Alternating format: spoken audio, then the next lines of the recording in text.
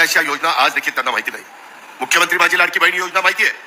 त्याच्यामध्ये पहिले 3,000 रुपये आम्ही दिले 2 महिन्याचे. आता सप्टेंबरचे 1,500 रुपये सोडलेत, ते तुमच्या अकाउंटला येतील. काहींच्या आया बहिणीच्या अकाउंटला आले. रक्षाबंधन होऊन गेलं तरी देखील जाईल तिथं माझ्या माय मौली मला राखी बांधतात, अतोनात प्रेम करतात, पाठिंबा देतात. ते सांगतात की दादा तुम्ही आमच्याकरता एक चांगली योजना आणली, सरकारने आणली, महायुतीने आणली. आणि धनंजयनी सांगितलं तसं विरोधक टीका करतात. काही जण म्हणाले की आम्ही सरकारमध्ये आल्यानंतर ती योजना बंद करू. का रे बाबा, तुमच्या का पोटात दुखतं?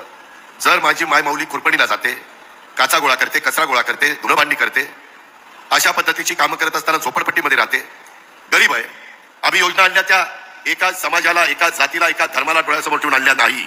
हा अजितदादाचा वाद आहे. मी शब्दाचा पक्का आहे.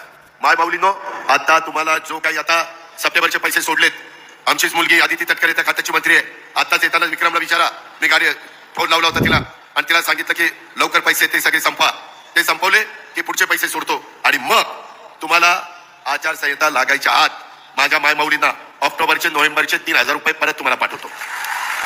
जसं माझ्या रक्षाबंधनला आम्ही 3,000 रुपये दिले, महायुती सरकारने दिले, तसं भाऊबीज आहे. भाऊबीजेला पण माझ्या बहिणीला, माझ्या माय माऊलीला मी खाली हाताने पाठवणार नाही, तिला वळणी देणार म्हणजे देणार. हा माझा वाद आहे. हे सांगायला मी जनसन्मान यात्रेच्या निमित्तानं जातो. माय माऊलींनो, सगळ्यांना सांगा घरी जाऊन, काही काही घरामध्ये दोघींना पैसे येत आहेत. 18 दुने 36,000 वर्षाचे, त्याच्यामध्ये बिल माफ केलंय, त्याची 10,000 रुपयाची बचत झाली. मगाशी धनंजयनी सांगितलं त्याच्या खात्यात 6,000, मोदी साहेबांच्याकडे 6,000, ते 12,000 रुपये आम्ही आमच्या बांधवांना शेतकऱ्याला देतो.